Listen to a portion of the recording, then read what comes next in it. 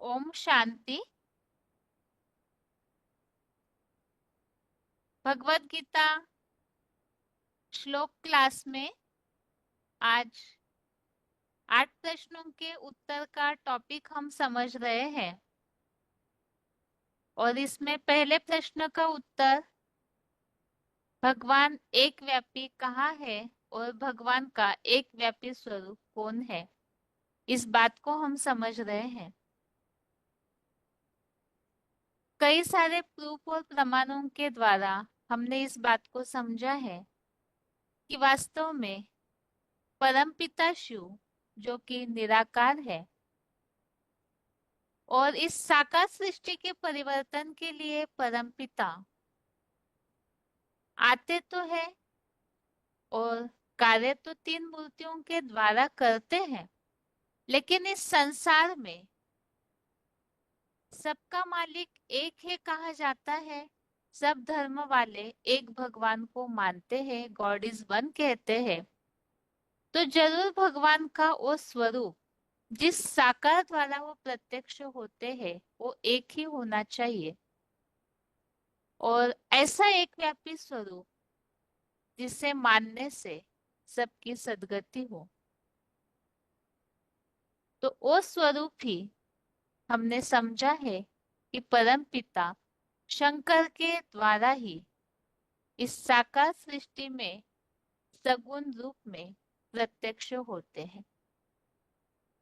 और इसका पहला प्रमाण हमने समझा, शंकर जो कि शिव समान बनते हैं, और शंकर ही एक व्यापी स्वरूप है। इसका सबसे पहला प्रूफ यही है, जितने भी देवी देवताएं हैं उन सब की तुलना में एक महादेव शंकर ही है जिनका नाम परमपिता शिव के नाम के साथ जोड़ा जाता है। और इस तरह से नाम जोड़ने का कारण भी हमने समझा, क्योंकि शंकर ही है जो शिव समान स्टेज बना लेते हैं। शिव समान स्टेज की परिभाषा हमने समझी। परमपिता शिव तो निराकार ज्योति बिंदु है और वो जन्म मरण के चक्र में आते नहीं, साकार शरीर धारण करते नहीं। इसीलिए परमपिता शिव वो सदैव ज्योति बिंदु स्वरूप निराकार ही रहते हैं।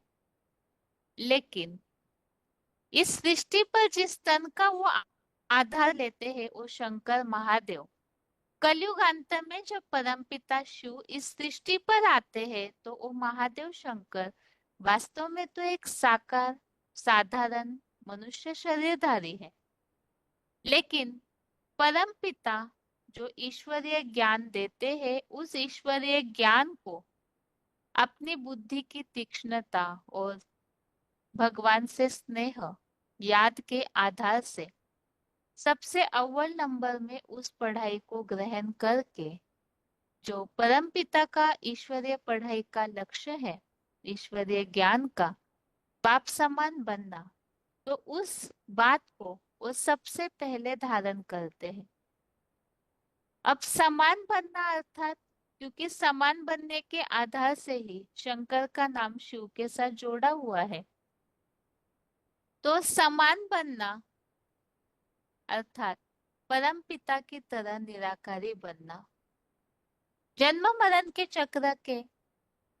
चक्कर में बंधे हुए होने के बावजूद भी शंकर महादेव इस तरह से अपनी स्थिति को बना लेते हैं, तो वही शिव समान स्थिति निराकारी स्थिति। निराकारी स्थिति अर्थात ही निसंकल्पी स्टेज।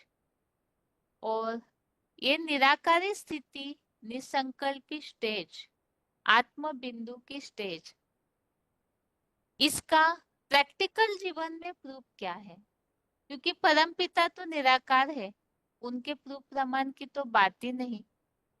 लेकिन शंकर महादेव साकार शरीर धारण करने के बावजूद भी निराकारी बनते हैं। इसका प्रूफ है कि वो जिस संपन्न अवस्था को धारण करते हैं, तो शंकर का एक तो अधूरा याद स्वरूप का, पुरुषार्थी स्वरूप का यादगार शंकर का तपस्वी रूप का चित्र है। और एक संपन्न स्टेज की यादगार है, वो है शिवलिंग। परम पिता शिव को तो अपना साकार शरीर है ही नहीं, तो शिवलिंग के रूप में पूजा होने की तो बात ही नहीं है।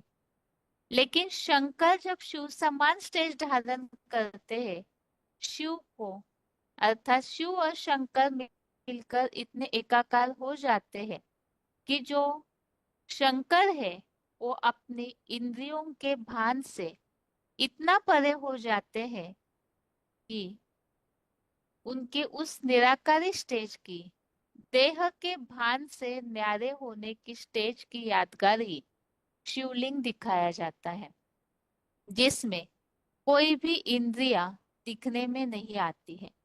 अब साकार शरीर है शंकर का, तो इंद्रिया तो है ही, लेकिन इंद्रिया न दिखाई देना चित्र में इसका खास कारण है, वो इंद्रियों के भान से पूरा परे हो जाते हैं, जैसे इंद्रिया होते हुए भी नहीं। अब इंद्रिया होते हुए भी नहीं या इंद्रिय भान से परे होना अर्थात क्या? सर्वसाधारण मनुष्य जो है अपने शरीर के भान में रहने के कारण हर इंद्रियों से सुखों का भोग करते हैं, लेकिन शंकर महादेव देह भान से न्यारे होने के कारण अपने आत्मिक स्टेज में और परम पिता की याद में इतने तल्लीन होते हैं कि उन इंद्रियों के कर्मों का उनके मन बुद्धि की स्थिति पर कोई भी प्रभाव नहीं पड़ता है। सदैव निरंतर की आत्म ज्योति बिंदु की स्टेज, अर्थात शरीर का भान बिल्कुल नहीं, मन बुद्धि उससे परे। और ये जो शिवलिंग शंकर महादेव के संपन्न बनने की यादगार, निराकारी स्टेज बनने की यादगार है, इसी के लिए ही भक्ति मार्ग में अनेक अनेक उल्लेख मिलते हैं। उसमें सबसे पहले तो श्रीमद् भगवत गीता में 9वें अध्याय के 4थे श्लोक में अव्यक्त मूर्तिना के रूप में उल्लेख आया हुआ है। साथ ही में भगवत गीता में ही 5वें अध्याय का जो 8वां और 9वां श्लोक है, उसमें इस बात को स्पष्ट किया हुआ है कि वो ऐसा योगी है जो आत्म स्थिति में रहने वाला योगी बिल्कुल सारे इंद्रियों से कर्म करते हुए भी उसमें लिप्त नहीं होता। मान लीजिए कि करते हुए भी जैसे कुछ भी नहीं करता है, तो कोई भी इंद्रियों का वो सुख नहीं भोगते हैं।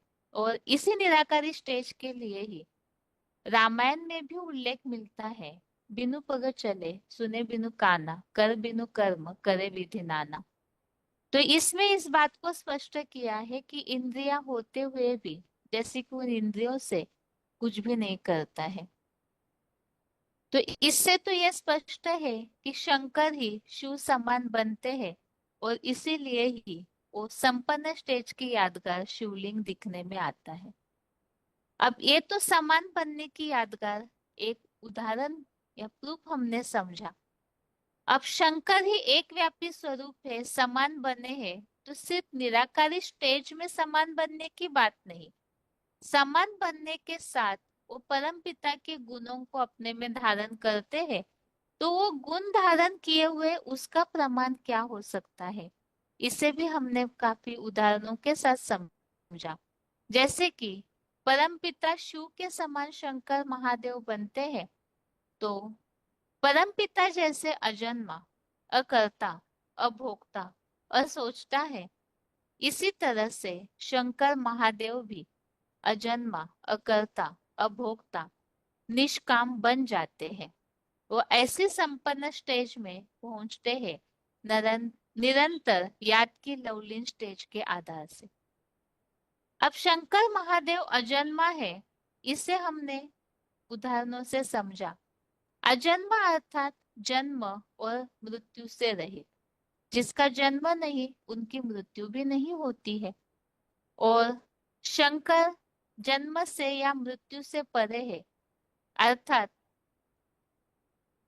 उनका जन्म शास्त्रों में भी दिखाया नहीं है, जैसे और देवी देवताओं के गर्भ से जन्म आत्मा दिखते हैं, माता पिता दिखने में आते हैं विशेषकर। लेकिन महादेव के शास्त्रों में कोई माता पिता दिखाए नहीं गए, ना ही उनके कोई नाम का, शंकर महादेव के जन्म का कोई जिक्र मिलता है। तो इससे यह स्पष्ट है कि वो अजन्मा है। और भगवत गीता के आधार से भी हमने इस बात को समझा। जो उल्लेख आता है, सर्वभूतानि कौन्तेय प्रकृतिम यान्ति मामेकम् कल्पक्षये पुनस्तानि कल्पादो विसृजाम्यहम्। इस श्लोक में स्पष्ट किया हुआ है कि कल्प के अंत में सारी सृष्टि उनमें समा जाती है, और कल्प के शुरुआत में नई सृष्टि में उन्हें फिर से आत्माओं को नंबरवार छोड़ा जाता है। तो वो इसके साथ ही 9वें अध्याय के चौथे श्लोक में, जहां हमने समझा अव्यक्त मूर्ति ना, ये शंकर महादेव का ही यादगार है। इस श्लोक में और स्पष्ट किया है कि शंकर जो निराकारी स्टेज, बीज रूप स्टेज बना लेते हैं, तो वो बीज रूप स्टेज के आधार से वो पिता है, क्योंकि अव्यक्त मूर्ति से ही ये सारा संसार विस्तृत हुआ है। तो वो बीज रूप पिता भी है। इस आधार से शंकर महादेव ही सारे सृष्टि के आदि पिता है, आदि देव है। जैसे परम पिता शिव का सब धर्मों में गायन या मान्यता है, इसी तरह से उनका साकार स्वरूप शंकर महादेव, हिंदू धर्म वाले तो शंकर महादेव के रूप में मानते हैं। तो वो आदि देव है, जिसके लिए शास्त्रों में, गीता में ये उल्लेख आया है। तो अमादि देव पुरुष पुराण, वो आदि देव है, पुरातन पुरुष है, शाश्वत पुरुष भी है। तो गीता का ये जो उल्लेख है आदि देव के रूप में, तो वो आदि देव जगतम पितरम वंदे पार्वती परमेश्वरम, वो जगत के पिता भी है। तो सब धर्म वालों के, अर्थात जितने भी मनुष्य है, उन सब के साकार पिता भी महादेव है। और इसका प्रमाण ये है, जैनियों में आदिनाथ जो तीर्थंकर है, उन्हें भी शंकर की तरह ही वेशभूषा में दिखाया हुआ है। इसके अलावा हिंदुओं में आदिदेव, मुस्लिम धर्म में आदम, क्रिश्चियंस एडम के रूप में उन्हें मानते हैं। तो सब धर्म वाले इस सृष्टि के पहले आदमी, जो कि परमपिता शिव का सबसे अव्वल नंबर पुत्र है, तो वही सृष्टि का, मनुष्य सृष्टि का पिता भी है, साकार मनुष्य सृष्टि का। तो उनकी हर धर्म में मान्यता है, और वही पिता है। तो जैसे पिता के बारे में कोई बच्चे नहीं जानते हैं, तो इसीलिए ही गीता में ये उल्लेख भी मिलता है कि उनके प्रकृष्ट जन्म को कोई नहीं जानते। तो परमपिता शिव के जन्म, दिव्य जन्म को भी कोई नहीं जान पाते। इसी तरह शंकर, ये कोई शरीर के आधार से नाम पड़ा नहीं है कि जन्म लिया और नाम पड़ा, बल्कि ये उनकी स्थिति का नाम है। और इसीलिए ही उस बारे में कोई भी नहीं जानते, क्योंकि वो सबके पिता है। इसके अलावा भी मृत्यु की बात, कि शंकर मृत्यु से भी परे है, तो इसका यादगारी शास्त्रों में मिलता है अमरनाथ के रूप में। और साथ ही में महामृत्युंजय नाम का मंत्र का जाप भी किया जाता है, क्योंकि शंकर महादेव जो है वो मृत्यु से भी परे है। तो उनकी मृत्यु नहीं होती है, अर्थात ही परमपिता शिव के समान ही जन्म मृत्यु से परे वो अजन्मा हो गए। और यही शाश्वत पुरुष है। इसी के लिए ही दूसरे अध्याय के 17वें श्लोक में उल्लेख मिलता है, अविनाशी तु तत्विद्धि येन सर्वमिदं ततम् विनाशम अव्ययस्य न कश्चित कर्तुमर्हति। तो ये अविनाशी पुरुष है, इससे ही सारे सृष्टि वृक्ष की शुरुआत होती है। लेकिन उस अव्यय पुरुष का विनाश करने के लिए कोई भी समर्थ नहीं है। तो ये मनुष्य सृष्टि रूपी वृक्ष, जो अश्वत्थ वृक्ष के रूप में भगवत गीता में उल्लेखित है, तो ये मनुष्य सृष्टि का जो बीज है, पिता है, वो शंकर महादेव है। तो इससे ये बात स्पष्ट है, सृष्टि की शुरुआत करने के वो निमित्त है, तो उनसे पहले कोई नहीं। सृष्टि का अंत करता महाकाल भी महादेव के लिए ही गाया जाता जाता है तो कालो अस्मि कह के भगवत गीता में उल्लेख आया हुआ है कि मैं कालो का काल महाकाल हूँ। और इसी के अलावा भगवत गीता में और भी ऐसे श्लोक है जिसमें इस बात का उल्लेख है। जिस शिवलिंग के द्वारा अव्यक्त मूर्ति के द्वारा इस सृष्टि की शुरुआत होती है वो सृष्टि के आदि पिता बनते हैं। उसके लिए ही भगवत गीता में आया हुआ है न अंत न मध्यम न पुनस्तवादिम। और 10वें अध्याय में भी उल्लेख आया हुआ है कि उनका आदि अंत नहीं है, वही सबका मृत्यु सर्वहरश्चाहम उद्भवश्च भविष्यताम। इसमें स्पष्ट किया हुआ है कि वो सबका उद्गम है और सबकी मृत्यु का दाता भी महाकाल भी वही बनते हैं। तो सबका अंत भी वही और सबकी शुरुआत भी वही है। इन सब बातों से ये स्पष्ट होता है कि शंकर महादेव परम पिता शिव के समान अजन्मा के गुण को धारण किए हुए हैं।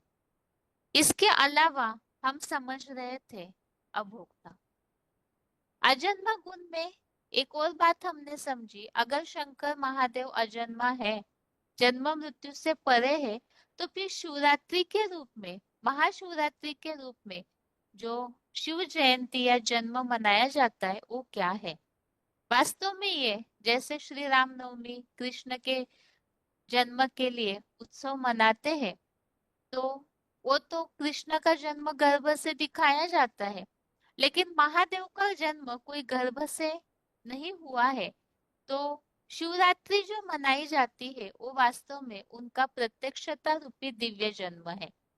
और उसी के यादगार में जब परम पिता शिव शंकर महादेव के द्वारा इस सृष्टि में प्रत्यक्ष होते हैं तो वो रात्रि का अंधकार का सारी सृष्टि भौतिकता के विकारों के माया के अंधकार में जब रहती है तो इस सृष्टि को ऊंचा उठाने के लिए परम पिता प्रत्यक्षता रूपी दिव्य जन्म लेते हैं। उसी की यादगार में यहाँ शिवरात्रि मनाई जाती है। तो कोई स्थूल जन्म की बात नहीं है। इसके अलावा हम दूसरे गुण को समझ रहे थे कि शंकर ने परमपिता शिव की तरह अभोक्ता गुण को धारण किया हुआ है। तो शंकर ने परमपिता शिव की तरह अभोक्ता गुण को धारण किया है। इसका प्रूफ क्या है?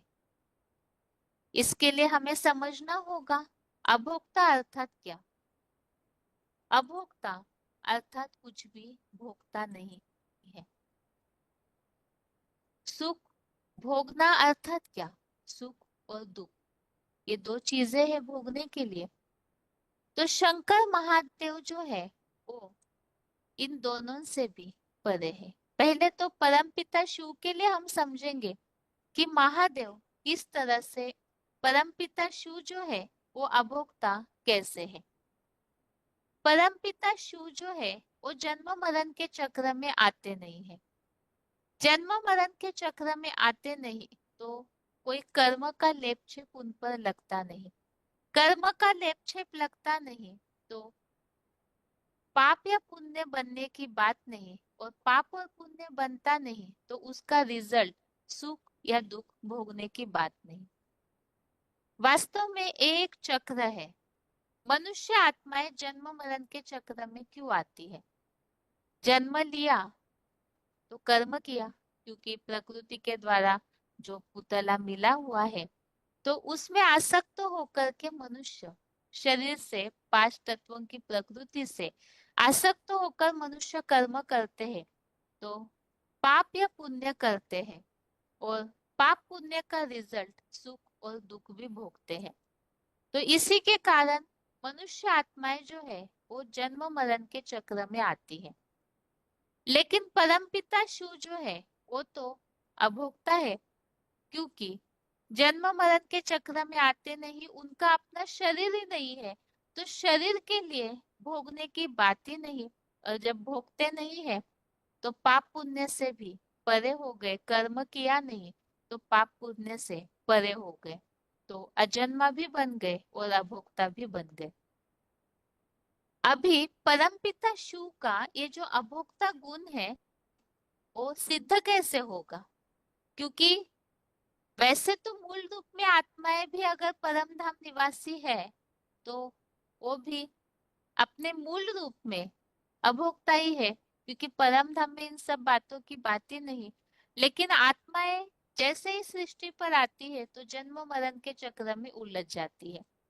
अब परम पिता शिव का ये अभोक्तापन का गुण तो तब महान कहा जाएगा, माना जाएगा, जब वो इस सृष्टि पर आने पर भी उनका वो अभोक्ता गुण बरकरार रहे।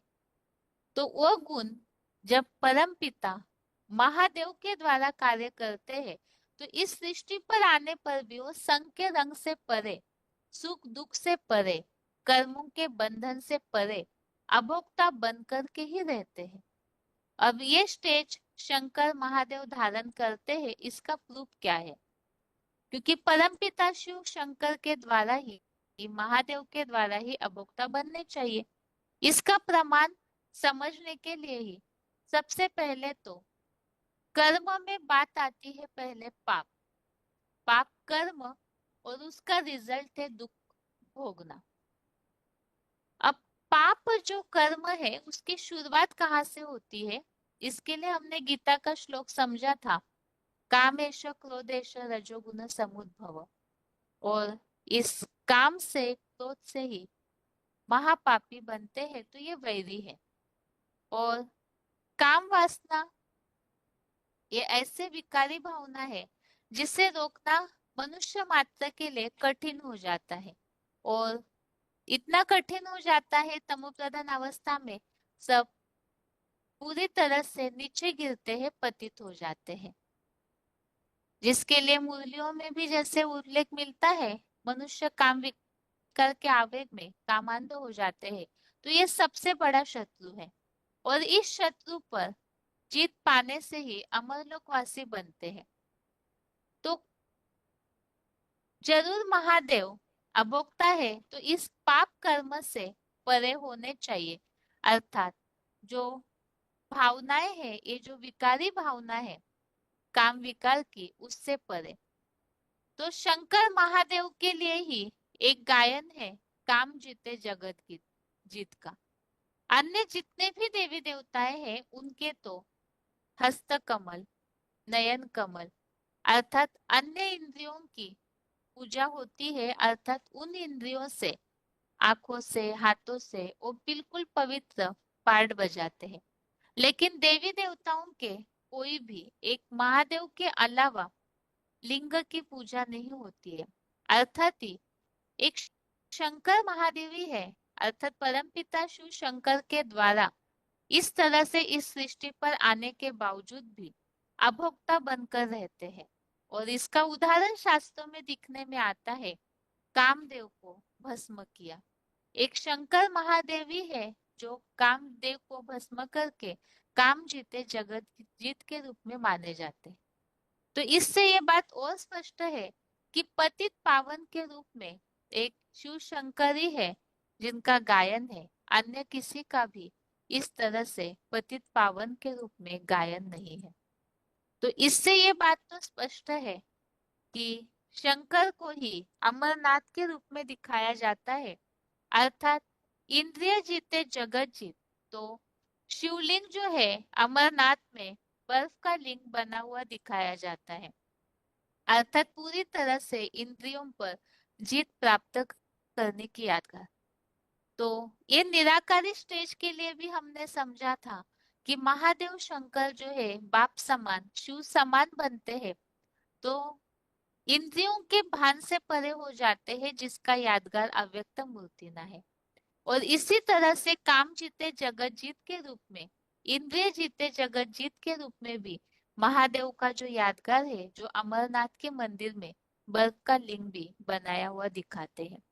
तो इन सब बातों से यह स्पष्ट है कि और देवताओं की तुलना में एक महादेवी है जो इस तरह से जितने भी मनुष्य मात्र है उन सब में वो आगे जाते हैं, पाप कर्म से परे अभोक्ता बन जाते हैं।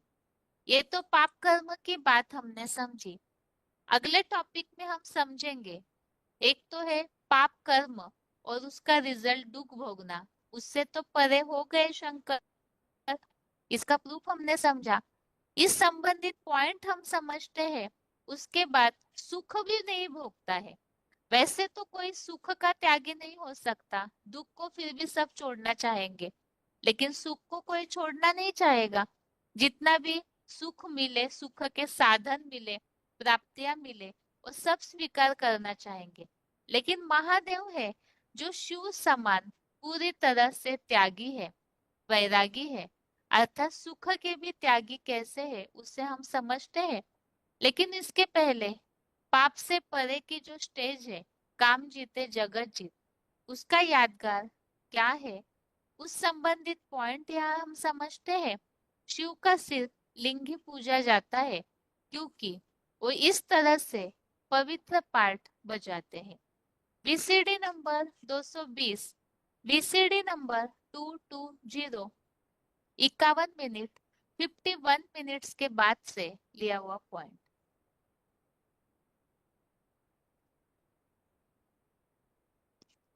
वो है बाप, ये भी समझाया है। दो बाप हैं, एक आत्माओं का बाप और एक मनुष्य सृष्टि का बाप। आत्माओं का बाप सुप्रीम सोल शिव, जो शिव की यादगार मंदिर में रखी हुई है। सबसे पहला मंदिर बनाया गया सोमनाथ का मंदिर। उस सोमनाथ मंदिर में लाल पत्थर के लिंग में हीरा जड़ा हुआ था। वो हीरा है सुप्रीम सोल की यादगार। और जिस पत्थर, गोल पत्थर में वो जड़ा हुआ था, वो लाल पत्थर है शरीरधारी की यादगार। जिस शरीर में वो हीरा प्रवेश करता है, सुप्रीम सोल, और उसको हीरो पाटधारी बनाता है। तो लिंग है शरीरधारी की यादगार। वो यादगार लिंग क्यों बनाई गई? उसको हाथ पांव नाक आंख कान क्यों नहीं दिखाए गए?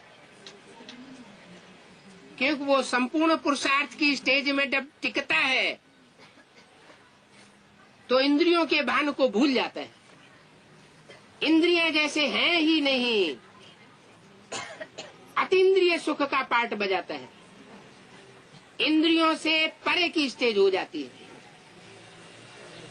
इसलिए मेरे लिंग स्वरूप की पूजा होती है।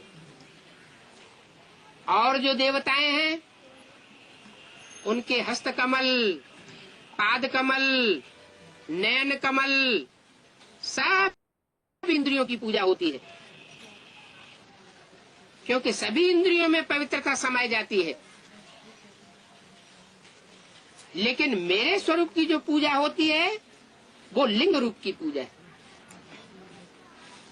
और ये लिंग रूप की पूजा दक्षिण भारत में विशेष फली फूली है। अगला पॉइंट है VCD number 173, VCD number 173, 49 minute 49 minutes के बाद से लिया हुआ पॉइंट है। इसी संबंधित शिव का सिर्फ लिंग ही पूजा जाता है।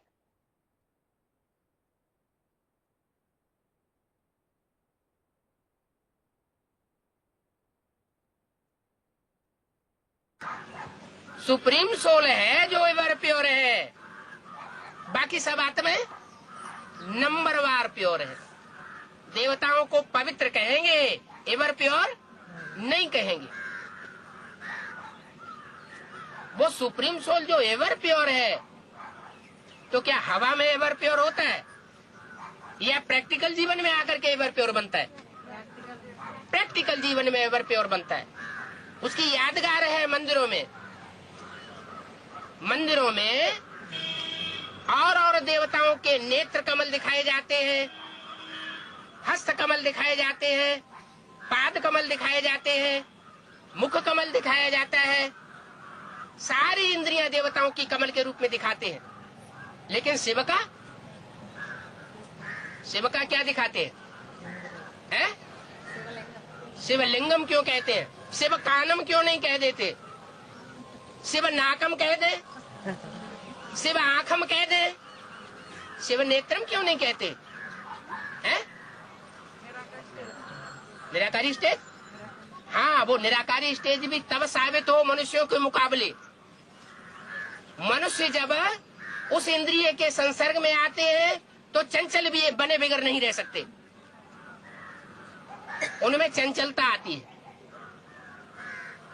और सुप्रीम सोल, सुप्रीम सोल वही कार्य करता है तो चंचलता नहीं आने देता। जब चंचलता नहीं आएगी तो इंद्रियों में निस्तेजता भी नहीं आएगी। वो सदा शिव कहा जाता है, अच्युत कहा जाता है, अच्युतम। अच्युत माने जो ऊपर से नीचे न गिरे, वो अमोघ वीर्य कहा जाता है। कौन? शंकर का जो रूप है वो निस्तेज होने वाला रूप नहीं है, क्योंकि उसमें एवर प्योर शिव का प्रवेश होता है। तो वो एवर प्योर शिव इस सृष्टि पर आकर के प्रैक्टिकल में संग का रंग लगा करके पतितों को पावन बनाता है। अभी अभोक्ता के टॉपिक में ही हम इस बात को समझते हैं कि सुख का भी वो अभोक्ता है, सुख भोगने से भी परे की स्टेज है। यहाँ शुरू में ही ये टॉपिक लिया हुआ है गीता के भगवान के टॉपिक में से ही, किस तरह से महादेव शंकर शिव समान बनते हैं तो सुख भोगने से भी वो परे है। परमपिता परमात्मा तो सुख भोगने के से भी परे की अवस्था वाले हैं। हर देवता का निवास स्थान स्वर्ग माना जाता है, परंतु शंकर का स्थान स्वर्ग में नहीं दिखाते। शंकर ही एक ऐसा देवता है जो संपूर्ण वैराग का प्रतीक है।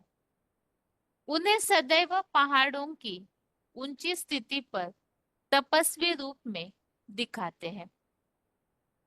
शिव की तपस्या अर्थात याद करते करते शंकर स्वयं उस भोग की स्थिति से परे हो जाता है। यहाँ हम समझ रहे हैं कि शंकर महादेव किस तरह से सुख से परे है। परमपिता शिव तो अभोक्ता है ही, क्योंकि वो तो इस दुनिया से ही निराले है। लेकिन शंकर इस सृष्टि का वासी होने के बावजूद भी जैसे पाप से परे है। पाप की शुरुआत जो काम विकार से होती है तो वो उसी को जीत लेते हैं, तो उसका रिजल्ट जो दुख है उससे परे हो गए, अभोक्ता बन गए।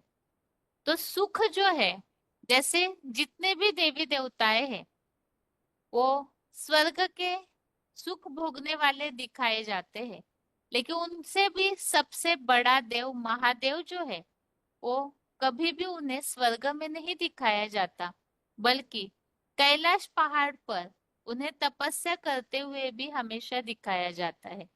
अर्थात ही वो कोई भी प्रकार का सुख नहीं भोगते हैं। तो परम पिता की याद करते करते वो स्वयं उस भोग की स्थिति से परे हो जाते हैं। और इसी के लिए ही भगवत गीता में 5वें अध्याय का 19वां श्लोक, अध्याय 5 का श्लोक नंबर 19 है। इहैव तैर्जितः सर्गो येषां साम्ये स्थितं मनः निर्दोषं हि समं ब्रह्म तस्मात् ब्रह्मणि ते स्थिताः। श्लोक फिर से, इहैव तैर्जितः सर्गो येषां साम्ये स्थितं मनः निर्दोषं हि समं ब्रह्म तस्मात् ब्रह्मणि ते स्थिताः। अर्थात जिनका मन समानता में स्थित है उन्होंने यहाँ अर्थात दुख धाम में ही सारे हिंसक संसार को गीता ज्ञान और राजयोग से जीता है, क्योंकि परम ब्रह्म निर्दोष और समान है। तो यहाँ पर हर बात में समान, एक रस स्थिति, सुख से भी परे, दुख से भी परे, पाप से भी परे, पुण्य से भी परे। हर तरीके से परमपिता शिव की तरह शंकर निराले रहते हैं, क्योंकि उन्होंने अपने आप को समान स्थिति में योगी अर्थात ही बैलेंस। तो परमपिता शिव की याद में शंकर पूरी तरह ऐसी समान स्थिति को धारण कर लेता है। और इसी के लिए बताया, शिव जिस साकार द्वारा अपना कार्य कर दुनिया में प्रत्यक्ष होते हैं, वह जीते जी संसार के बंधनों से मुक्त हो जाता है। ना ही वह पाप भोगता है, न ही पुण्य।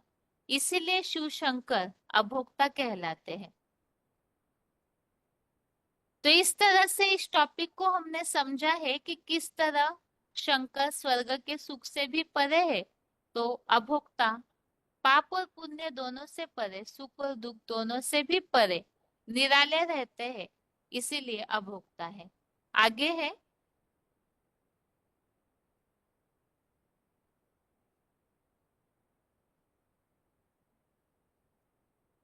अभी यहाँ इसी टॉपिक संबंधित पॉइंट्स। देवताएं जो है वो भोगवादी होते हैं, सुख भोगते हैं कि नहीं भोगते? स्वर्ग में सुख भोगते हैं। VCD number 2715 2715।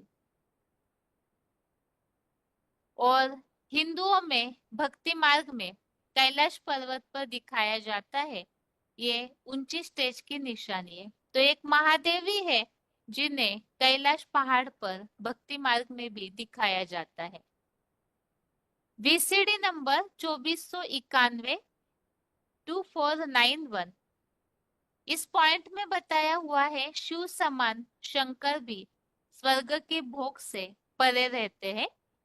स्वर्ग का जो रचयिता है साकार, उसका बाप सुप्रीम सोल स्वर्ग में सुख भोगता है, तो बाप नहीं भोगता है, तो बच्चा भी कैसा होना चाहिए?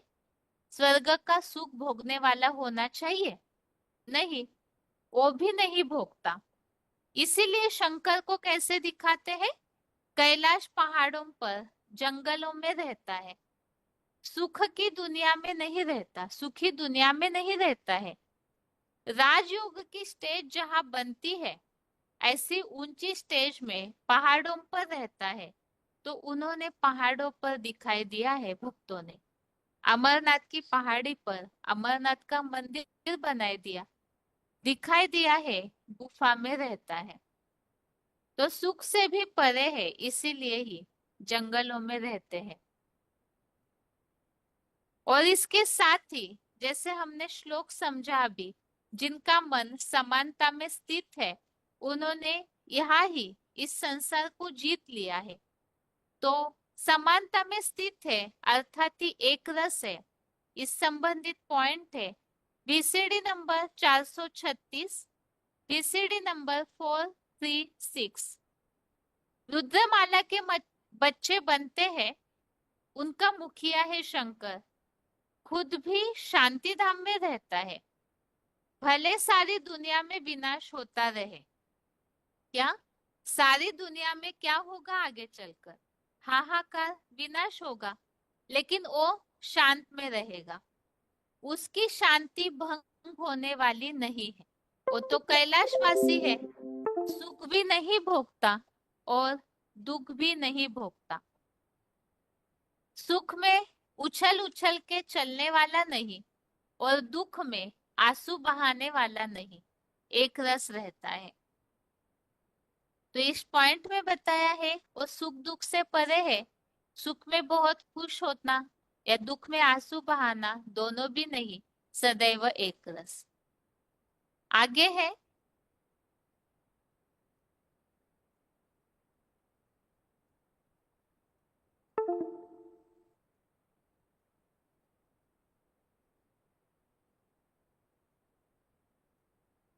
शंकर शिव समान बनते हैं, तो जैसे परमपिता शिव सारे बच्चों के लिए नरक की दुनिया में आकर स्वर्ग स्थापन करते हैं, वो भी, लेकिन स्वयं स्वर्ग में नहीं जाते, क्योंकि स्वर्ग जैसे स्थापना का कार्य होता है, परम पिता शिव परम धाम निवासी बनते हैं।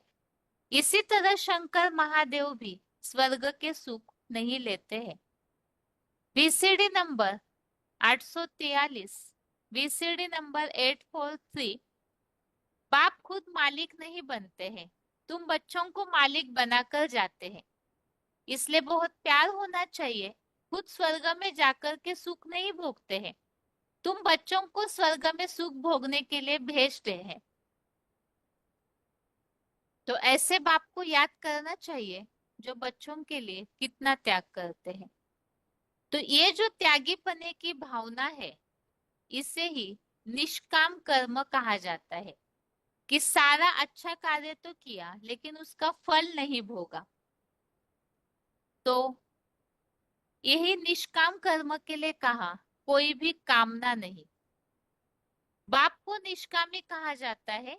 हम बच्चों को मालिक बनाते हैं, विश्व का मालिक बना देते हैं, स्वर्ग के सुख देते हैं, खुद क्या लेते हैं? खुद कोई कामना नहीं। तो इसी तरह से महादेव भी ऐसे बनते हैं। इसी संबंधित पॉइंट वार्तालाप नंबर 761, डिस्कशन नंबर 761। संगम युग में विश्व की बादशाही नंबरवार बच्चों को मिलती है।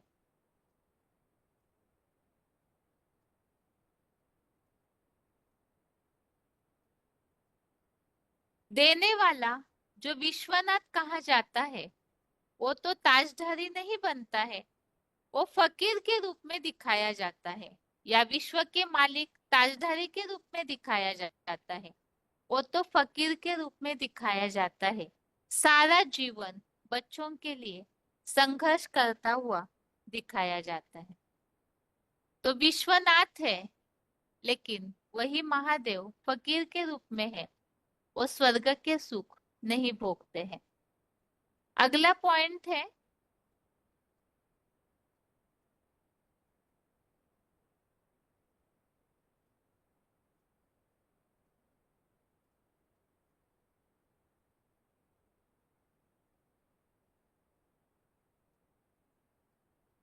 शंकर महादेव जो है, जैसे हमने समझा, काम जीते जगत जीत बनते हैं, तो सदैव परम पिता शिव जैसे एवर प्योर है, वैसे महादेव भी पूरी तरह ऐसी प्यूरिटी की, पवित्रता की स्टेज को धारण करते हैं।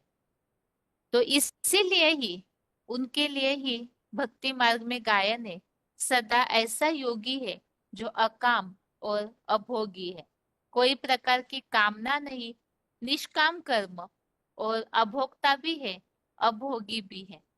और उसका यादगार भक्ति मार्ग में मिलता है उस संबंधित पॉइंट, न वह सुख भोगता है न ही दुख भोगता है, अपनी कर्मेंद्रियों को वश में कर सदैव वैराग अवस्था में स्थित रहता है।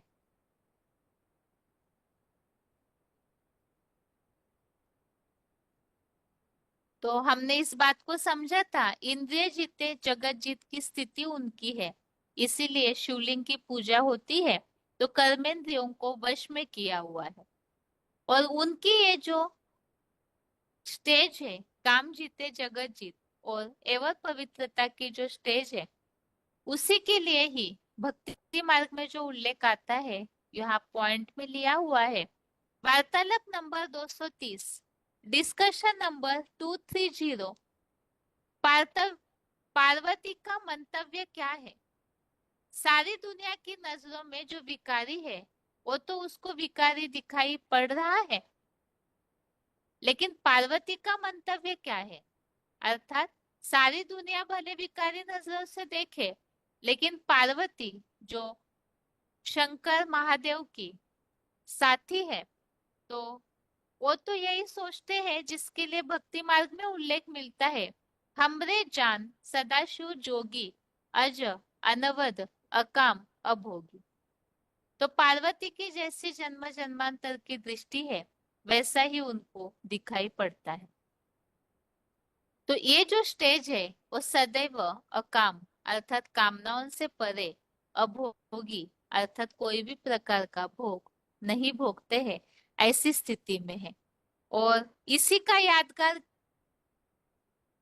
गीता में क्या मिलता है? गीता में वर्णित क्या है? अव्यक्त मूर्ति ना। कैसी मूर्ति है? अव्यक्त मूर्ति। माना लिंग साकार देखने में तो आता है, लेकिन उसको हाथ पाँव नाक आंख कान है, साकार में होते हैं कि नहीं? होते हैं, लेकिन उसमें नाक आंख कान बाहें टांगे नहीं है। इससे क्या सिद्ध होता है कि इस लिंग ने निराकारी स्टेज धारण की है। क्या अंदर में बुद्धि में क्या याद है? निराकार शिव की याद है। इंद्रियों से कर्म करते हुए भी इंद्रिय की याद नहीं है। किसकी यादगार है? इंद्रिय की याद नहीं है। जिस इंद्रिय से सुख भोगा जाता है उसकी याद नहीं है। किसकी याद है? निराकार। सदा अकाम अभोगी हमरे जान सदा शिव योगी। जो सदैव भोगता है या अभोक्ता है? अभोक्ता की स्टेज में टिका हुआ है।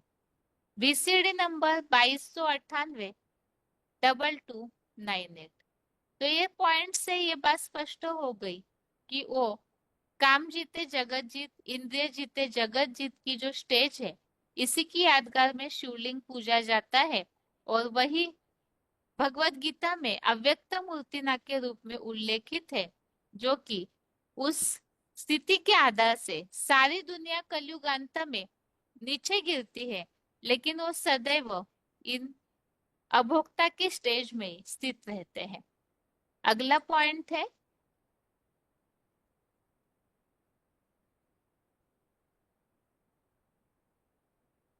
शंकर महादेव जो स्वर्ग के सुख नहीं भोगते हैं।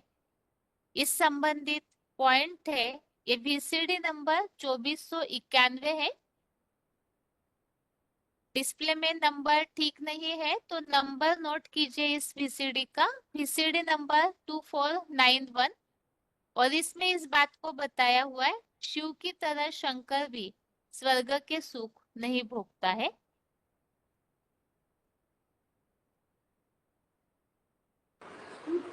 स्वर्ग की रचयिता तो हैं, लेकिन जैसे सुप्रीम सोल, क्या स्वर्ग का जो रचयिता है साकार, उसका बाप सुप्रीम सोल स्वर्ग में सुख भोगता है, तो बाप नहीं भोगता है तो बच्चा भी कैसा होना चाहिए?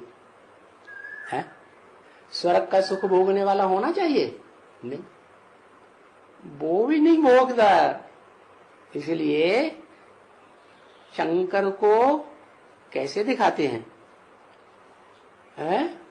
कैलाश पहाड़ पर जंगलों में रहता है? सुखी दुनिया में नहीं रहता है। राजयोग की स्टेज जहां बनती है, ऐसी ऊंची स्टेज में पहाड़ पर रहता है।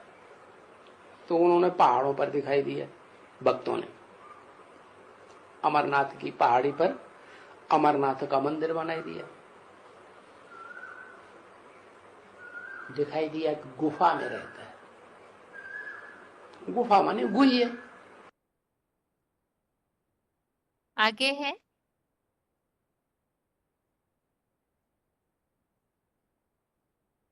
ये जो अभोक्ता की स्टेज है, अर्थात ही जैसे अन्य आत्माएं सुख या दुख भोगती है, तो भोगना अर्थात ही आत्मा की शक्ति उसमें यूज होती है।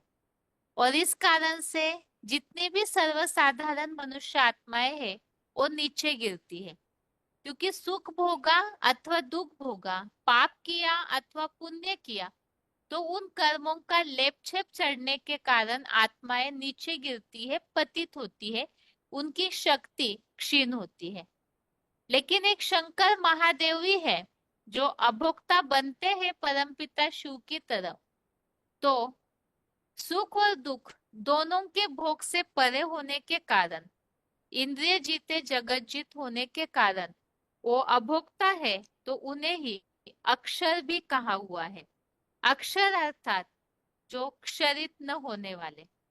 वास्तव में एक परमपिता शिव है जो सदैव अक्षर की स्टेज में रहते हैं, लेकिन शंकर महादेव परमपिता शिव को याद करते करते भोगी आत्माओं की लिस्ट में होने के बावजूद भी अभोक्ता बनते हैं।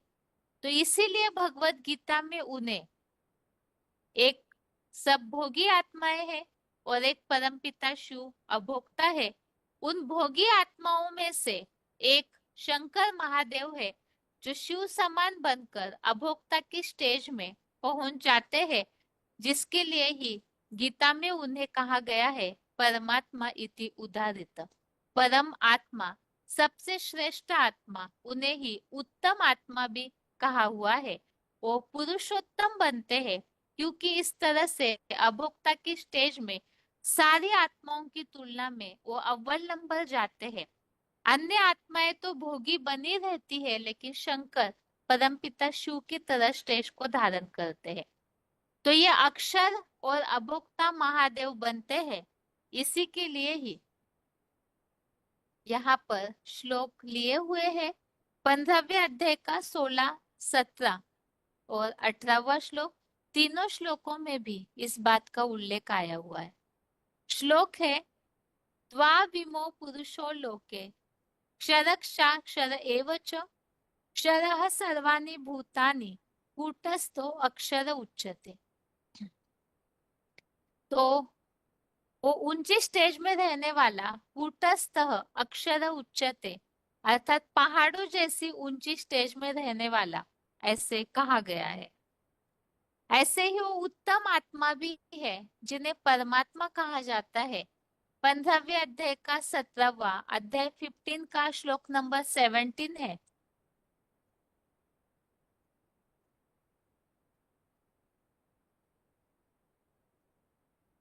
उत्तमः पुरुषस्त्वन्य परमात्मेत्युदाहृत यो लोकत्रयमाविश्य विभर्त्य अव्यय ईश्वर।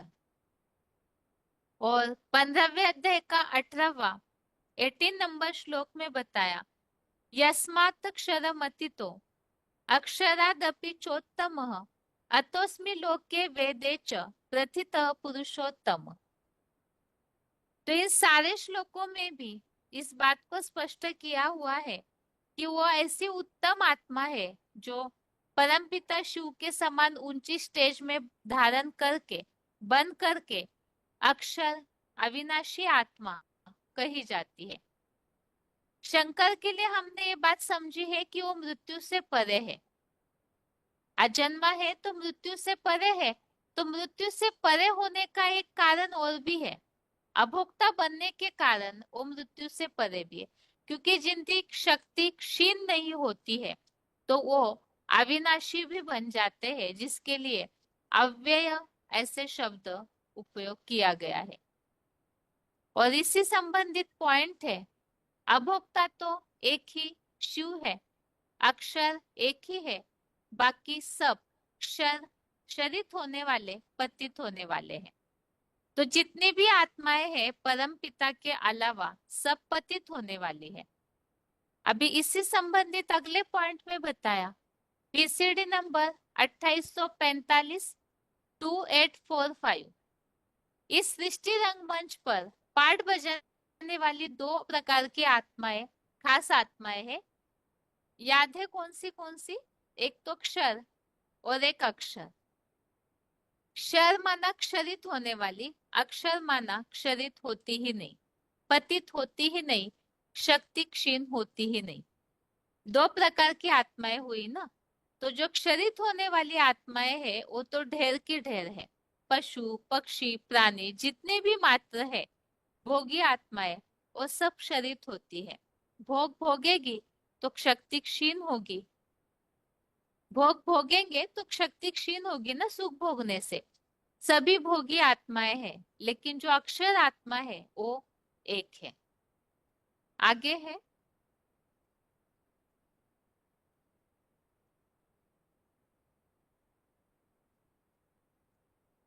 परमपिता शिव का एक व्यापी स्वरूप एक महादेव भी है। तो जरूर परमपिता शिव की तरह अजन्मा, अभोक्ता, अकर्ता, असोष्टा भी एक ही होना चाहिए। तो इसीलिए जितनी भी भोगी आत्माएं हैं उनकी तुलना में अभोक्ता बनने वाला भी एक महादेव ही है। इसी संबंधित अगला पॉइंट है VCD number 2307। VCD number 2307। Gita में कहा हुआ है कि भल दुनिया में दो प्रकार की आत्माएं हैं, क्षर और अक्षर। क्षरित होने वाली, पतित होने वाली, क्षीण होने वाली शक्ति से। और दूसरा प्रकार है अक्षर, जो कभी पतित होती ही नहीं, क्षरित होती ही नहीं, शरीर शक्ति क्षीण होती ही नहीं, चाहे कैसे भी संग के रंग में आए। परंतु इन दोनों में भी एक तीसरी स्टेज है, जिसे गीता में कहा है परमात्मा इति उदाहृत। क्या उसे क्या कहते हैं? परमात्मा ऐसे कहा जाता है।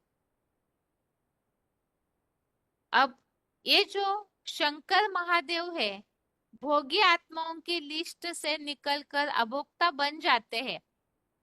तो इसी प्रकार जैसे परमपिता शिव ने महादेव का ही आधार लिया सृष्टि परिवर्तन के लिए, और महादेव भी शिव समान अभोक्ता बनते हैं, इसका उल्लेख वेदों की ऋचा में भी आया हुआ है।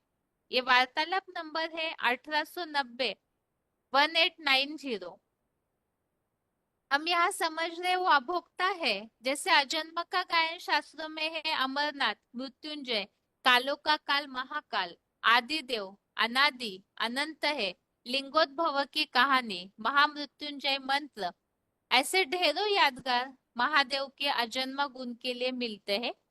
ऐसे ही अभोक्ता जो गुण है, सुख दुख से परे, उसकी यादगार में हमने देखा वो स्वर्ग के सुख भोगते नहीं, तो कैलाश पहाड़ों पर उन्हें दिखाया जाता है हमेशा तपस्या करते हुए। और साथ ही में वो पाप से भी परे है, जिसकी यादगार में कामदेव को भस्म करने के रूप में कहानियां बनी हुई है। ऐसे अभोक्ता गुण के लिए भी हम समझ रहे हैं कि वेदों में उनके इस गुण के लिए उल्लेख आया हुआ है। एक पिंजरे में दो पक्षी है, एक भोक्ता है, एक अभोक्ता है।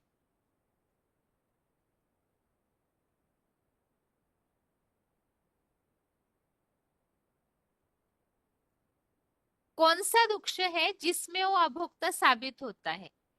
शरीर रूपी एक वृक्ष है। क्या ये शरीर रूपी एक वृक्ष है? इस वृक्ष में वेदों में वो ऋचा आई है, द्वा सुपर्णा सुयजा सखाया। क्या इस वृक्ष में, सृष्टि रूपी वृक्ष में दो पक्षी है, एक भोक्ता है और एक अभोक्ता। एक अभोगी आत्मा है, भले पतित शरीर में आया है, पतित तन में आया है, पतितों का संग कर रहा है, फिर भी अभोक्ता है वो आत्मा। कौन? शिव की आत्मा, जो आदि में भी शिव, मध्य में भी शिव, अंत में भी शिव। और दूसरी आत्मा कैसी है? सदैव शिव नहीं है, क्योंकि वो भोगी है, भोग के बिगड़ रह नहीं सकते। कौन? राम वाली आत्मा।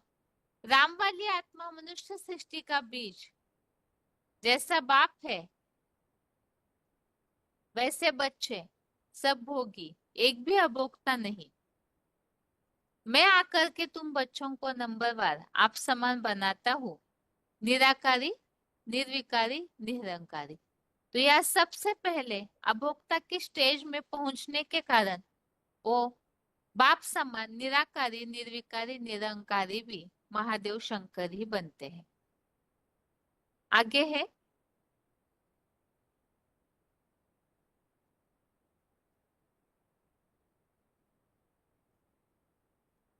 अक्षर और अभोक्ता जो महादेव बनते हैं, इसी संबंधित ही यहाँ पॉइंट लिया हुआ है। वार्तालाप नंबर 1890, डिस्कशन नंबर 1890। इसमें वेदों की ऋचा का उल्लेख आया हुआ है, जिसे बाबा ने स्पष्ट किया है, द्वा सुपर्णा सुयजा सखाया।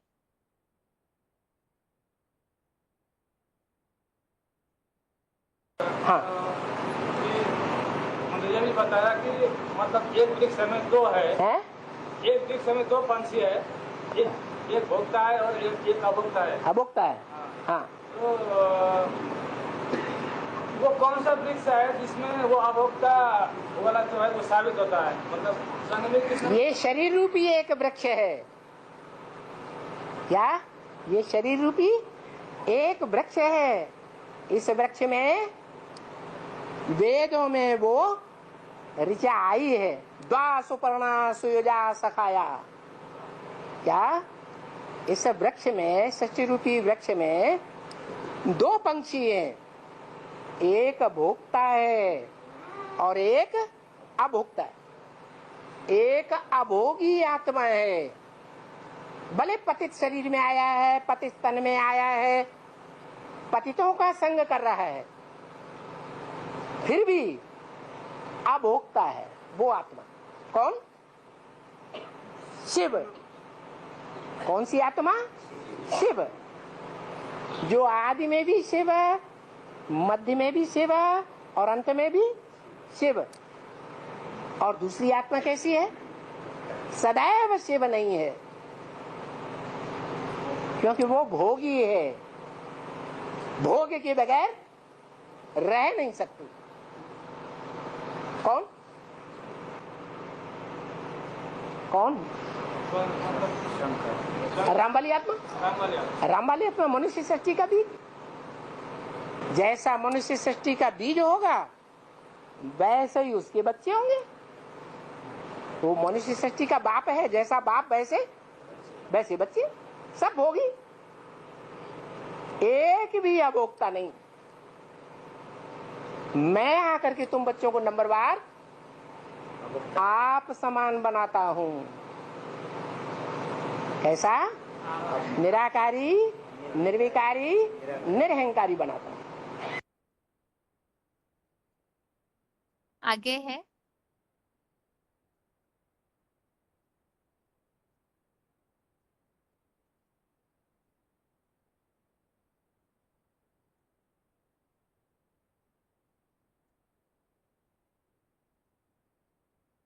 तो अभी हमने जैसे अभोक्ता और अजन्मा इन दोनों गुणों को समझा।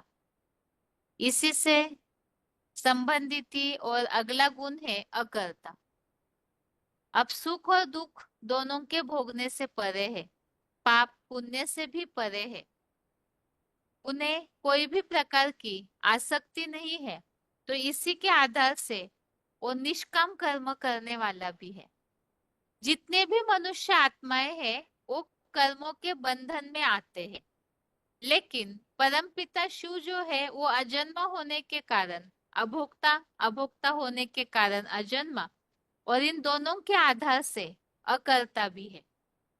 अकर्ता अर्थात उनको कुछ करने की दरकार भी नहीं है, क्योंकि शरीर नहीं, और इस साकार सृष्टि पर आने पर भी वो उनका अकर्ता पने का जो गुण है वो कैसे नजर आता है। महादेव शंकर भी कैसे उनके अकर्ता गुण को धारण करते हैं उससे हम समझते हैं।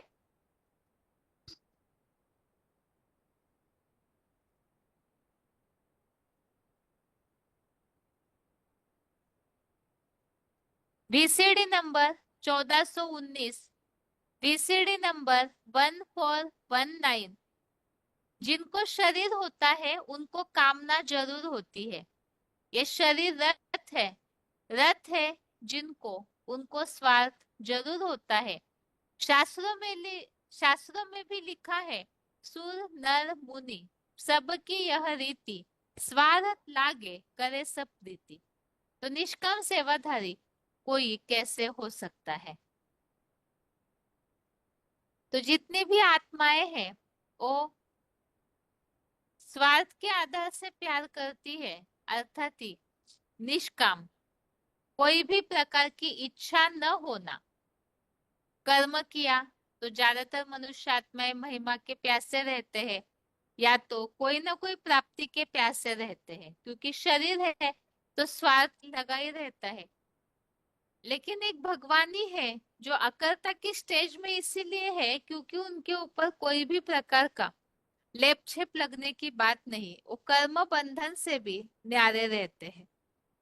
और उन्हीं का साकार स्वरूप है, वो भी ऐसे ही निष्काम होगा।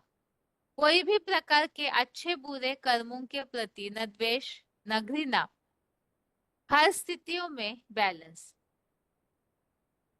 अगला पॉइंट है बीसीडी नंबर 167।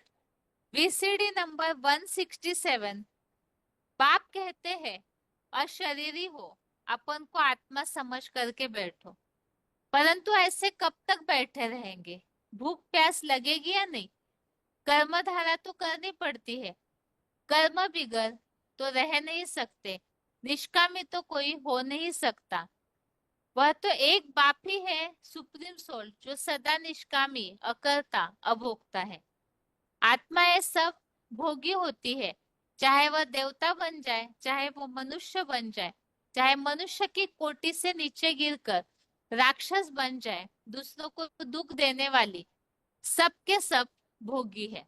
तो जो भोगी है वह कर्म इंद्रियों की कर्म धारा बगैर रह नहीं सकते हैं। तो कोई भी शरीरधारी जो है वो निष्काम कर्म नहीं कर सकते हैं। कर्म किया तो उसका रिजल्ट उन्हें तुरंत चाहिए होता है। तो निष्काम करने वाला सिर्फ कौन है? एक ही आत्मा है, जो जन्म मरण के चक्र में नहीं आती, न सुख भोगती है न दुख भोगती है। वो एक ही आत्मा जो निष्काम कर्म करने वाली है, कोई कामना नहीं। बाकी जितने भी आत्माएं हैं जन्म मरण के चक्र में आने वाली, वो सब कामनाएं करने वाली। बिना कामना के कोई काम नहीं करती। क्यों? क्योंकि एक शिव को अपना रथ नहीं है, इसीलिए स्वार्थ भी नहीं है। अकर्ता अर्थात कुछ भी न करने की स्टेज, तो परमपिता शिव तो ज्योति बिंदु है, उन्हें न जन्म लेने की दरकार, न भोगने की, ना ही किसी से कोई उनका हिसाब किताब इस तरह से बना रहता है। तो वो सुख और दुख दोनों से परे, ऐसे निष्काम, क्योंकि शरीर नहीं है तो स्वार्थ भी नहीं है। अगला पॉइंट है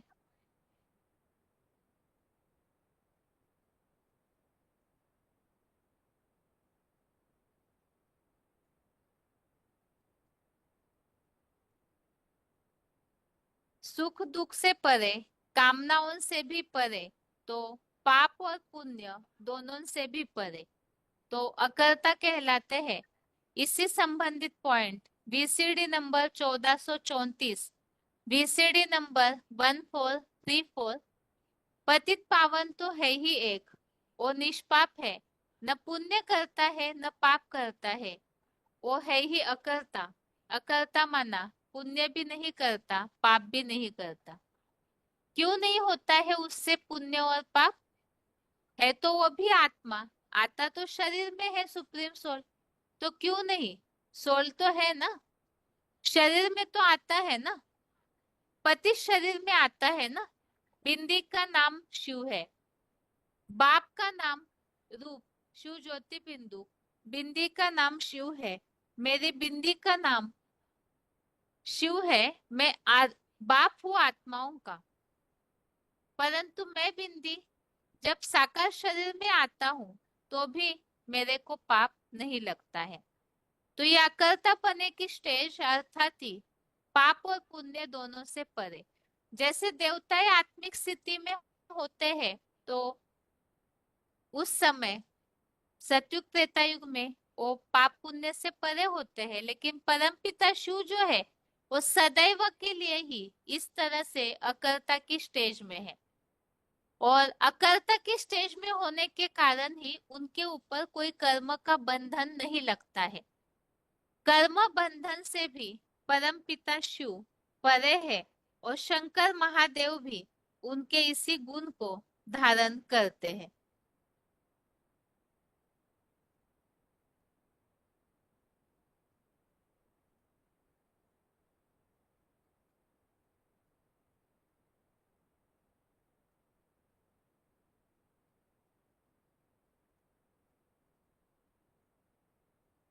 इसी से संबंधित अगला पॉइंट है वीसीडी नंबर 1632, वीसीडी नंबर 1632। परमपिता परमात्मा एक मुकर्रर रथ में ही आते हैं जिनको कहा जाता है परमपिता। परम माता नहीं कहा जाता है, और एक ही बार आते हैं। वो परम पिता अभोक्ता है और तुम आत्माएं भोगी हो, भोगता हो। परम पिता अकर्ता है और तुम आत्माएं करने वाली हो। ऐसे भी नहीं है कि शरीर में प्रवेश करता है तो कुछ करता नहीं है, करता तो है, परंतु जो करता है उसको कर्म का बंधन उसको नहीं लगता है, इसीलिए अकर्ता है। तो परमपिता शिव शरीर में आने के बावजूद भी कर्म बंधन में नहीं फंसते, इसीलिए अकर्ता है। अगला पॉइंट है, शिव ज्योति बिंदु और अकर्ता कहा जाता है, अभोक्ता कहा जाता है।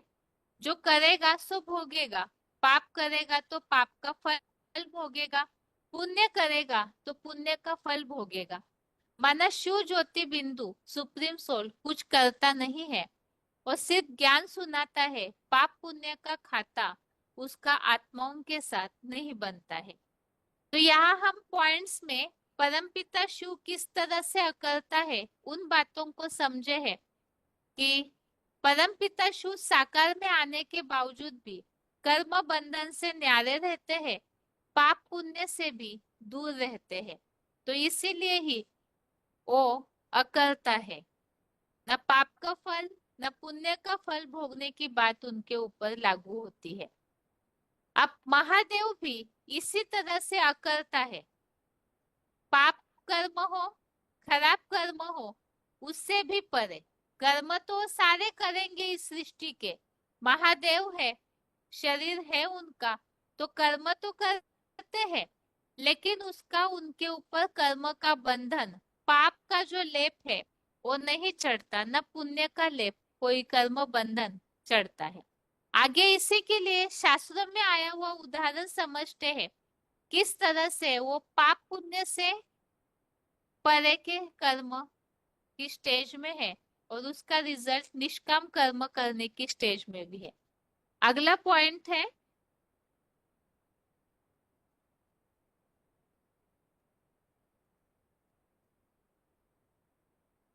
Audio number 201, audio number 201। Shankar द्वारा विनाश। मैं विनाश ऐसे से करवाता हूँ जिस पर कोई पाप न लगे। जैसे उस संस्कृत की गीता में क्या लिखा है भक्तों ने, जो योग निष्ठा में स्थिर होता है, योग निष्ठा में, वो सारे संसार की भी हत्या कर दे तो भी उसके ऊपर कोई पाप नहीं चढ़ता। तो ऐसी स्टेज बनी हुई हो याद की, वो हुआ शंकर का पाठधारी, जो स्वयं कर्मेंद्रियों से कुछ नहीं करता, वाचा से कोई भाषण नहीं देता, अगर बोलता भी है उसमें ब्रह्मा की सोल चंद्रमा के रूप में बोलती है, मस्तक में प्रवेश कर, अथवा तो ज्ञान सूर्य शिव तीसरे नेत्र के रूप में प्रवेश करके बोलता है। शंकर के चित्रों में उनको कभी भाषण देते हुए नहीं दिखाया जाता। शंकर क्या करता है? कुछ भी नहीं। तो इस तरह से विनाश का कार्य करने वाले तो एक महादेव ही है, लेकिन ऐसे विनाश का कार्य करने के बावजूद भी उनके ऊपर उस विनाश के कार्य का कोई पाप का लेप छेप भी नहीं चढ़ता है, क्योंकि वो आत्मनिष्ठ है। आत्मिक स्थिति में, शिव समान स्थिति में इस तरह से पूरा स्टेज में स्थित होते हैं कि उनके ऊपर पाप या पुण्य का कोई लेप छेप नहीं चढ़ता है, न कर्म बंधन में वो फंसते हैं। और जैसे विनाश एक पाप का कर्म हो गया, सारे संसार की हत्या करना, लेकिन उन पर पाप नहीं लगता है क्योंकि वो ऐसी योग निष्ठा की, योग की पराकाष्ठा की स्थिति में स्थित होते हैं। ऐसे ही और एक ऐसा कर्म है खराब जिसे कोई करना नहीं चाहता है, लेकिन महादेव अकर्तापने की स्टेज में होने के कारण वो उस कर्म को भी, वास्तव में अकर्ता अर्थात कोई कर्म का लेपछेप भी नहीं चढ़ता, कोई कर्म किया न किया बराबर। तो वो कैसे? और मनुष्य आत्माएं जो भी कर्म करेगी उसमें स्थिता, स्तुति और निंदा, महिमा या ग्लानि, इन सब की परवाह जरूर करते हैं। उससे मानसिक स्थिति भी मनुष्य आत्माओं की हिलती है। लेकिन एक शंकर महादेव भी है जिनके ऊपर इन स्थितियों का प्रभाव नहीं पड़ता है। तो विनाश का कार्य किया तो ग्लानि की परवाह नहीं, पाप की परवाह नहीं, लेकिन आत्मिक स्थिति में स्थित होके किया तो इसीलिए उन पर पाप नहीं चढ़ता। ऐसे ही शास्त्रों में एक उदाहरण और आता है, सागर मंथन। सागर मंथन जब हुआ देवता और असुरों के बीच में, तो उस समय सबसे पहले जो हलाहल विष निकलता है, वो विष पीने के लिए कोई भी तैयार नहीं है। उस विष से सारे संसार का विनाश हो रहा था, लेकिन कोई भी पीने के लिए तैयार नहीं हुआ। तो एक महादेवी है जिन्होंने विष को ग्रहण किया और इस संसार के जो संसार विनाश के काल में समा जाने वाला है उससे वो संसार को बचाते हैं। वास्तव में सागर मंथन की कहानी अर्थात क्या, यहाँ तो पुरुषोत्तम संगम युग में जब परमपिता इस सृष्टि पर आते हैं तो ज्ञान सागर का मंथन होता है। तो वो मंथन होते समय ये सृष्टि जिस धारा में बह रही है, तो उसे ऊपर उठाने के लिए जो ज्ञान बताया जाता है, तो उससे सारा संसार ग्लानि करने लगता है। लेकिन उस ग्लानि के विष को भी वो पूरी तरह से समा लेते हैं। उनकी स्थिति के ऊपर कोई भी प्रकार का प्रभाव नहीं पड़ता है। तो इसीलिए ही वो अकर्ता की स्टेज में स्थित है, क्योंकि उनके ऊपर कोई भी बात का प्रभाव नहीं पड़ता, प्रभाव से परे। इसी के लिए यहाँ एक प्रश्न पूछा हुआ है डिस्कशन में, समुद्र मंथन हुआ, किसी ने पूछा है बाबा समुद्र मंथन हुआ तो उसमें कई रत्न निकले थे, जो विष निकला वो शंकर ने ही क्यों पिया? तो बाबा ने इस पर उत्तर दिया है, वो कोई नहीं पीने वाला है। दुनिया की 500 करोड़ मनुष्य आत्माओं में से कोई में इतनी शक्ति नहीं जो ग्लानि का विष पिए और गायन योग्य काम करे। एक ही आत्मा ऐसी सक्षम निकलती है जो सारी दुनिया ग्लानि करती रहे तो भी उसके ऊपर ग्लानि का कोई असर नहीं होता है। तो आज के क्लास में हमने अभोक्ता और अकर्ता का जो गुण है महादेव कैसे धारण करते हैं उस संबंधित कुछ उदाहरण समझे। अभोक्ता अर्थात पाप पुण्य से परे, तो ऐसा कोई भी कर्म वो करते नहीं, उसके भोग अर्थात सुख दुख से भी परे। पाप से परे अर्थात काम से जो पाप होता है, काम विकार, काम वासना से, तो वो काम जीते जगत जीत बन के पाप से परे होते हैं। और पुण्य कर्म अर्थात इस संसार का कल्याण करने के बावजूद भी जो स्वर्ग की प्राप्ति होती है, तो स्वर्ग के सुख नहीं भोगते, तो सुख से भी परे हो जाते हैं। तो अभोक्ता की स्टेज है उनकी। और परम पिता शिव जैसे निष्काम और अकर्ता है, कोई भी प्रकार के फल की इच्छा नहीं, कोई कामना नहीं। कर्म के फल का रिजल्ट महिमा, निंदा, ग्लानि, स्तुति जो कुछ भी मिलता है वो सबसे बिल्कुल प्रभाव से परे। तो इसीलिए ही एक महादेव जो आत्मिक स्थिति में स्थित होकर सारे संसार की हत्या जैसा पाप कर्म करने पर भी आत्मिक स्थिति में स्थित होने के कारण उन पर कोई पाप का लेपछेप नहीं लगता है, तो वो अकर्ता है। करते हुए भी अकर्ता अर्थात कर्म, वास्तव में अकर्ता का मतलब तो यह है कि कुछ भी न करना। तो ये तो परमपिता शिव है जो सदैव ज्योति बिंदु स्टेज में स्थित है। लेकिन इस सृष्टि पर आने पर उनका अकर्ता गुण महादेव के द्वारा कैसे सिद्ध होता है? तो विनाश का कार्य करने पर भी उन पर पाप नहीं लगता, क्योंकि वो आत्मिक स्थिति में 100% स्थित होते हैं। और सागर मंथन जैसे ग्लानि के विष को ग्रहण करने पर भी उनकी स्थिति पे असर नहीं होता, क्योंकि वो अकर्ता की स्टेज में स्थित है, 100% परमपिता शिव के समान स्टेज में। अभी समय हो गया है, इसलिए इन टॉपिक संबंधित जो मुरलियों के क्लिप्स है उसे हम अगले हफ्ते के क्लास में सुनेंगे। आज के लिए ये अजन्मा, अभोक्ता, अकर्ता जो शिव समान स्थिति शंकर की बनती है, इन तीनों गुणों को हमने उदाहरणों के साथ, रिवीजन के साथ समझा है। और इसके साथ ही आज के लिए गीता क्लास यहाँ पूरा करते हैं। ओम शांति।